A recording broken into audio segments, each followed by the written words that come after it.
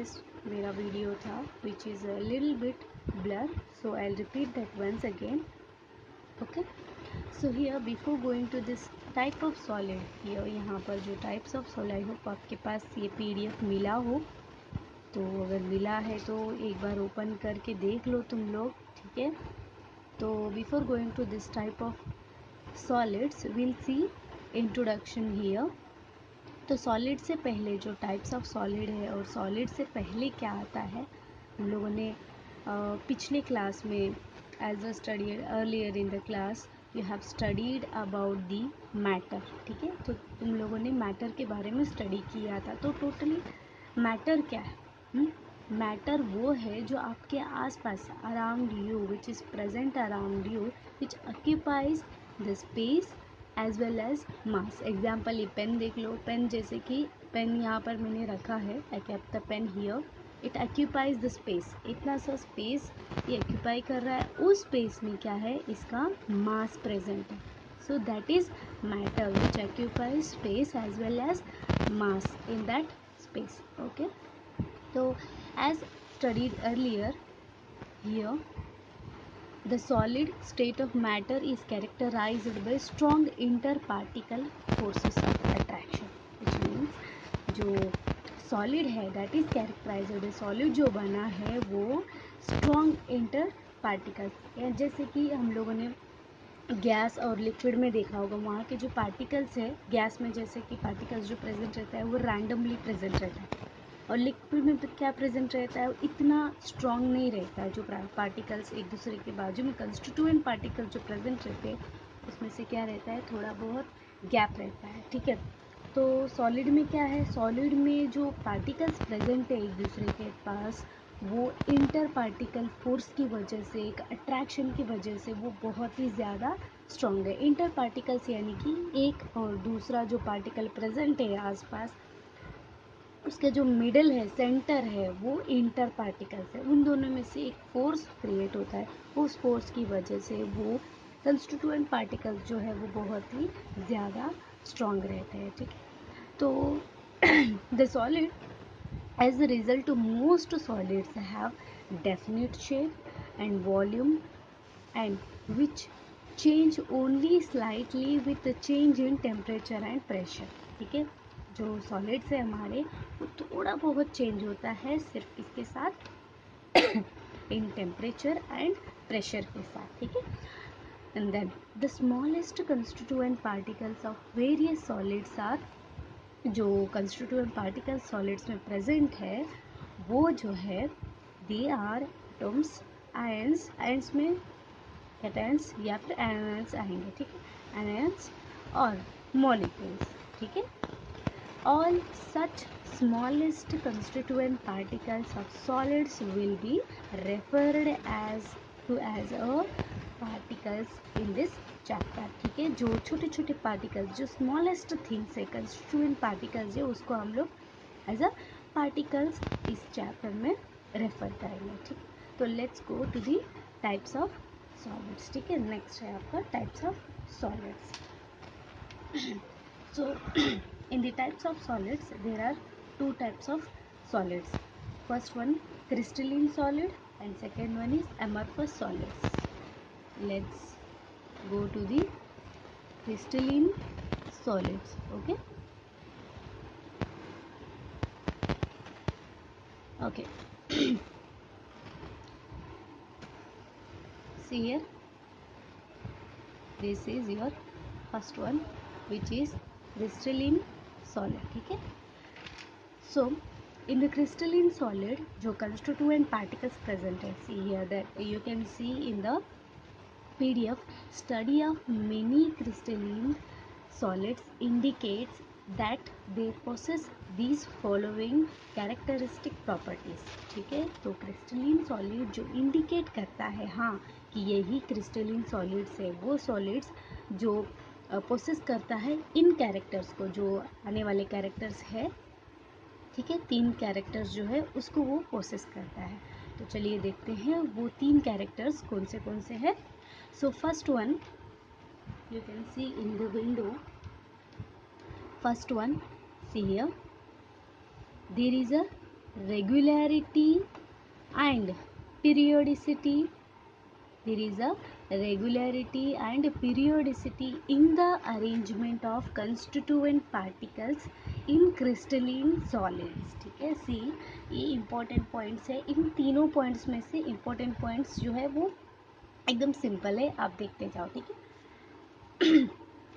There is a regularity. See crystalline solid में क्या रहता है, जो कंस्टिट्यूएंट पार्टिकल्स जो प्रेजेंट रहते हैं एक क्यूब में, एक सॉलिड क्यूब में, जो पार्टिकल्स अरेंजमेंट रहता है उन लोग का, वो ऑर्डरली अरेंजमेंट रहता है, यानी कि रेगुलरिटी रहता है उसमें. जैसे कि पीरियडिक टेबल में आप लोग देख सकते हैं कि हमारे जितने भी एलिमेंट्स प्रेजेंट है वो एकदम रेगुलर वे में प्रेजेंट है, कहीं भी उधर इधर नहीं है, रेगुलर वे में प्रेजेंट है. ठीक है, तो वहाँ करेक्टली नीटली रेगुलर प्रेजेंट रहते हैं, पीरियोडिसिटी लेवल में प्रेजेंट रहता है. ठीक है, तो arrangement of constituent particles is regularity and periodicity in the crystalline solids. ठीक है. And next, the crystalline solids have sharp melting points. ठीक है, तो remember these points that they melt at a definite temperature. ठीक है, तो crystalline solid जो है वो एक definite temperature में ही melt होगा. फॉर एग्जाम्पल, मैंने कोई भी एक मिक्सचर को 50 डिग्री सेल्सियस में क्या किया था, just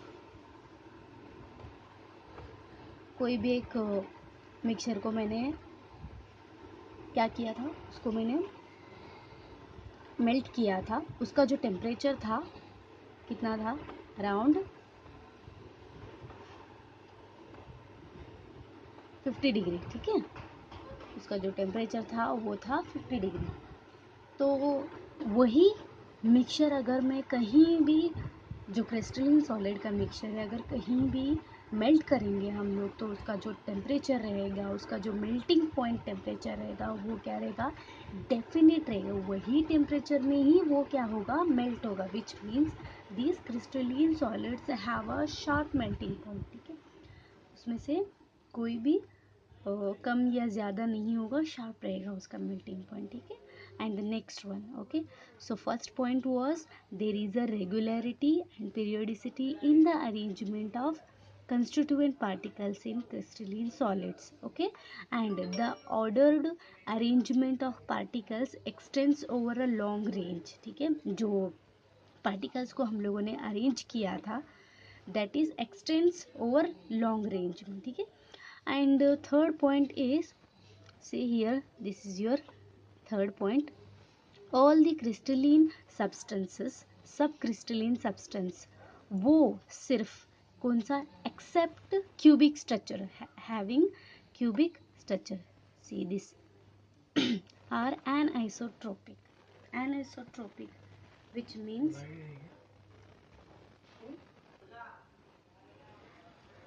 all the third point, all the crystalline substances except those having cubic structure are anisotropic. So here anisotropic, which means in another words their properties, जैसे कि जो हमारा क्रिस्टलिन सॉलिड के जो फिजिकल प्रॉपर्टीज़ है, जैसे कि melting point properties, boiling point properties और कंडक्टिविटी प्रॉपर्टीज़, इसके जितने भी प्रॉपर्टीज़ है जिसकी वैल्यू हम लोग मेजर करेंगे और उनकी जो वैल्यू है वो डिफरेंट रहेगी in any direction, in different direction, कोई भी डायरेक्शन में. See here you can see, in other words their properties like refractive index, thermal property में melting property, boiling point property and electrical conductivity property, जितने भी etcetera, और वो different रहेंगे, are different in different direction में. ठीक है, ये एनाइसोट्रोपिक है. Remember this point. There are only 3 important points in crystalline solids, that is first one regularity and periodicity in arrangement of constituent particles, and दूसरा रहेगा crystalline solid जो है उसकी जो मेल्टिंग पॉइंट है वो शार्प है, यानी कि वो एक डेफिनेट टेम्परेचर पे ही मेल्ट होगा. एग्जाम्पल, वो अगर 50 डिग्री में अगर उसको मेल्ट होना है तो 50 डिग्री में ही वो मेल्ट होगा, ना कि 55 49 इस पर नहीं होगा. एग्जैक्ट शार्प मेल्टिंग पॉइंट पे ही वो क्या होगा, वो मेल्ट हो जाएगा. ठीक है. And next, all the crystalline substances, सब crystalline substance except cubic structure जो है वो एनिसोट्रोपिक रहेगा।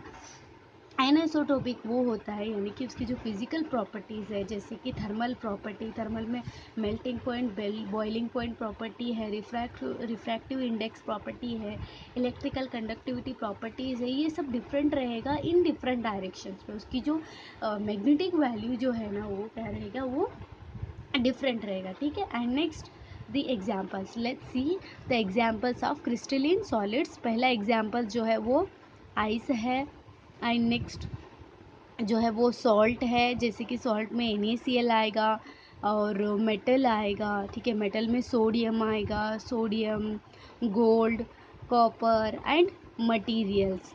सो मटेरियल्स में जैसे कि डायमंड आएगा, ग्राफाइट आएगा, सेरेमिक्स आएगा। So these are the examples of crystalline solids. Okay, so this is the type 1 of solids. उसमें से हम लोगों ने देखा क्रिस्टलिन सॉलिड्स, ठीक है। Okay, so then next will see the next one, the second type which is amorphous solid, ठीक है। तो पहला क्रिस्टलिन सॉलिड था और दूसरा देखते हैं एमरफस सॉलिड। वो भी बहुत सिंपल है, ठीक है। उसमें भी 3 पॉइंट्स है। Okay, let's start the amorphous solid. Okay, so here the amorphous solid. See here, the particles of liquid are in constant motion. The stop action photograph of a liquid describes the amorphous state. यानी कि example, कोई पानी बह रहा हो, the water is flowing, अगर तुम उसका फ़ोटो ले लोगे तो ये क्या हो जाएगा, एक कांस्टेंट मोशन हो जाएगा। लाइक अगर तुम वो पिक्चर को देखोगे ना तो इट्स लाइक जेली शेप में दिखेगा, वो लिक्विड जो तुमको दिखेगा ना वो जेली टाइप में दिखेगा। तो that is the particles of the liquid of this amorphous are constant motion में रहेगा। The stop action photograph of a liquid describes the amorphous state, ठीक है। तो एमरफस स्टेट जो डिस्क्राइब करता है वो, जैसे कि अभी पानी बह रहा है, उसका एक पिक्चर ले लिया जाएगा तो वो लिक्विड कैसा लगेगा, it is just stop, liquid दिख रहा है तुमको लेकिन वो रुका हुआ है, फ्लो नहीं हो रहा है, फ्लो बिल्कुल भी नहीं हो रहा है। That describes the amorphous state, ठीक है। So let's see some characters of this amorphous solids. So in that first one, here you can see the first one. The constituent particles in amorphous are randomly arranged. See guys, listen carefully. Crystalline solid में क्या था, जो हमारा constituent particle जो crystalline solid में present था वो क्या था, वो रेगुलरिटी में प्रेजेंट था, पीरियडिसिटी में प्रेजेंट था। लेकिन whereas in case of this amorphous solids, the constituent particles in amorphous solids are randomly arranged. कहीं भी अरेंजमेंट रहता है, इसका कोई पर्टिकुलर रेगुलरिटी में प्रेजेंट नहीं रहता है हमारे जो पार्टिकल्स है, ठीक है। And next, the particles do not have long range ordered structure but they do have short range order, ठीक है। तो क्रिस्टलिन सॉलिड्स में क्या था, वहाँ पर लॉन्ग रेंज ऑर्डर था, ठीक है। तो यहाँ पर they do not have long range order, लेकिन यहाँ पर क्या है, शॉर्ट रेंज ऑर्डर है, ठीक है। Very simple. नेक्स्ट पॉइंट है एमरफस सॉलिड। नेक्स्ट पॉइंट क्या है, amorphous solids they do not have sharp melting point. Very simple, opposite जो क्रिस्टलिन में है यहाँ पर क्या है, वो अपोजिट है, वहाँ पर शार्प मेल्टिंग पॉइंट है, यहाँ पर शार्प मेल्टिंग पॉइंट नहीं है। जैसे कि मैंने बोला था, वहाँ पर मिक्सचर अगर मैंने हीट किया है उसको अराउंड 50, उसका जो टेम्परेचर है अराउंड 50 डिग्री में अगर मैंने हीट किया तो वो 50 डिग्री में ही वो क्या होगा, वो मेल्ट हो जाएगा, ना कि वो 49 पे मेल्ट होगा, ना कि वो 51 में मेल्ट होगा। वो क्या होगा, एक शॉप एक डेफिनेट टेम्परेचर पे ही वो मेल्ट होगा। तो वैसे ही एमरफस सॉलिड में क्या होगा, डेफिनेट टेम्परेचर में मेल्ट नहीं होगा। इसका जो टेम्परेचर है वो क्या होगा, ग्रेजुअली इंक्रीज भी हो सकता है या फिर डिक्रीज भी हो सकता है। एक एग्जैक्ट शॉप मेल्टिंग पॉइंट पे वो क्या होगा, मेल्ट नहीं होगा, ठीक है। Next see here, and also there is written over here in the second point on heating, जो हमारा एमरफस सॉलिड्स है, अगर हम लोग इसको हीट करेंगे, on heating this solids amorphous solids gradually and continuously soften and start to flow. ये क्या होते हैं, वो सॉलिड्स है जो एमरफस सॉलिड्स वो होते हैं जो अगर तुम हीट करेंगे तो ये क्या होते हैं, कंटिन्यूसली सॉफ्ट हो जाते हैं एंड स्टार्ट फ्लोइंग। ठीक है, ये क्या हो जाते हैं, बहने लग जाते हैं। ठीक है, and third point, last point, these solids यानी कि जो एमरफस सॉलिड्स है, these are isotropic in nature. ये जो है ये आइसोट्रोपिक इन नेचर। एनआइसोट्रोपिक मैंने क्या बोला था, anisotropic in case of crystalline solid पे मैंने क्या बोला था, दे आर, जैसे कि उसकी फिजिकल प्रॉपर्टीज है वो डिफरेंट है इन डिफरेंट डायरेक्शन में। whereas in case of amorphous solids, these solids are anisotropic. In other words, see here, in other words, their physical properties such as refractive index, conductivity और उसकी जो thermal property यानी कि boiling point property, melting point properties, they are all independent of direction of measurements. ठीक है, वो independent है, depend नहीं है, जो जिस डायरेक्शन में भी हम लोग मेजर करेंगे उस पर वो डिपेंड नहीं है। ठीक है, which means they exhibit the same magnitude, यानी कि उसका जो वैल्यू रहता है वो सेम रहता है, चाहे तुम कोई भी डायरेक्शन में मेजर करोगे ना, ये सब फिजिकल प्रॉपर्टीज़ के जो मैग्नीट्यूड वैल्यू है वो सेम रहती है। ठीक है, तो वेरी सिंपल दो थे हमारे जो टाइप्स ऑफ सॉलिड्स, वो क्रिस्टलिन सॉलिड और एमरफस सॉलिड्स। वेरी सिंपल है, सिर्फ 3 पॉइंट्स है और वो भी अपोजिट पॉइंट है। ठीक है, एक रेगुलर अरेंज में है तो एक रैंडमली अरेंज में, एक की शॉर्प मेल्टिंग पॉइंट है तो एक की शॉर्प मेल्टिंग पॉइंट नहीं है, एक क्या है एनिसोट्रोपिक इन नेचर है तो एक आइसोट्रोपिक इन नेचर है। ठीक है, this is the type of solids. ठीक है, तो let's see the next, isomorphism and polymorphism. ठीक है, तो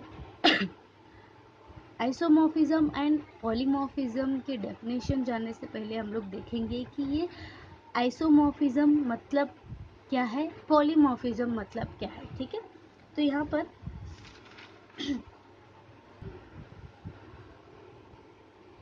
सी हियर, ओके, हम लोगों ने एग्जाम्पल नहीं देखा एमरफस सॉलिड के, let's see the example.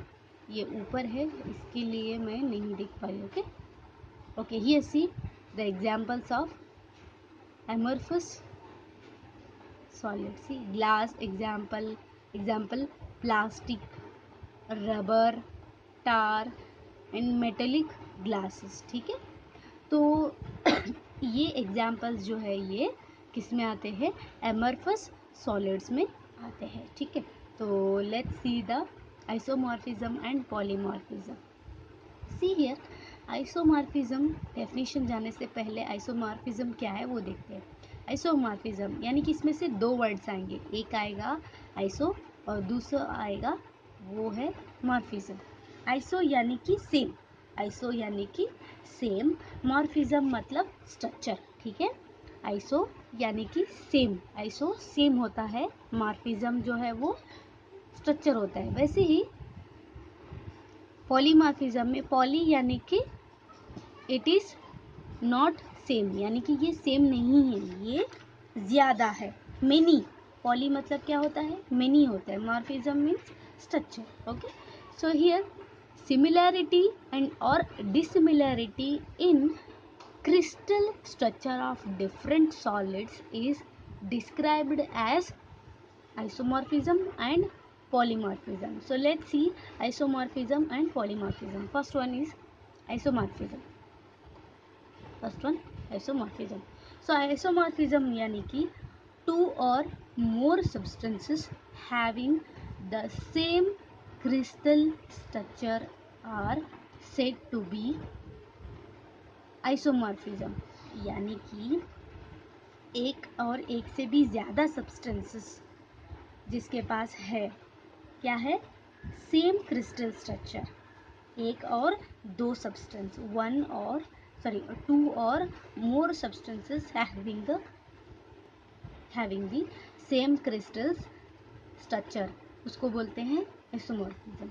In these structures, chemical composition has the same atomic ratio. See, this is important. So in structure में chemical composition, example NaF, सी यहाँ पर बताया गया है NaF. कैसे देख पाओगे कि ये एक आइसोमॉर्फिज्म है, ठीक है, ये एक आइसोमॉर्फिज्म, यानी कि इसमें यहाँ पर मैं बताऊंगी.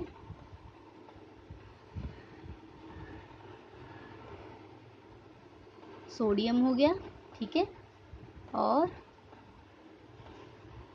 ये हो गया फ्लोरीन. तो यहाँ पर ये पूरा एक क्रिस्टल स्ट्रक्चर जो बना है वो किससे बना है? एक और एक से भी ज़्यादा, या फिर 2 और मोर सब्सटेंसेस, यानी कि ये क्रिस्टल जो बना है ये दो सब्सटेंस मिला के वो एक सेम क्रिस्टल स्ट्रक्चर दे रहा है. इनकी जो chemical composition, it has the same atomic ratio. Example जैसे कि ये है, इसमें कितना है? 11 है, और इसमें कितना है? इसमें 9. तो क्या कितना हो गया? टोटल हो गया 20. यानी कि इसका जो, अगर मैं यहाँ से 9 को अगर 11 ऐड करूँगी तो 20 हो जाएगा, और 11 में 9 को ऐड करूँगी तो क्या हो जाएगा? 20 एंड 20 रेशियो, यानी कि ये क्या हो गया? 1:1 रेशियो है. इनका जो केमिकल कॉम्पोजिशन है, it has the same atomic ratio, ठीक है. सो इन सब्सटेंसेस में जो केमिकल कंपोजिशन रहता है, उनका जो एटॉमिक रेशियो होता है वो सेम होता है. तो आज हम लोगों ने जो स्टडी किया था वो किया था सॉलिड जो था वो बेसिक था, वो क्या है वो देखा था. उसमें से हम लोगों ने देखा था उसके types which are very simple, amorphous and crystalline देखा, एंड आइसोमॉर्फिज्म, पॉलीमॉर्फिज्म हम लोग नेक्स्ट क्लास में डिस्कस करेंगे, ठीक है. आइसोमॉर्फिज्म में हम लोगों ने देखा था, आइसोमॉर्फिज्म जो होता है वो आइसो यानी कि सेम, मॉर्फिज्म यानी कि स्ट्रक्चर. आइसोमॉर्फिज्म जो बनाए crystal structure, same crystal structure बनता है किससे? 2 और more substances, they are having the same crystal structure, उसको बोलते हैं isomorphism. Okay, so will see in the next class. Okay.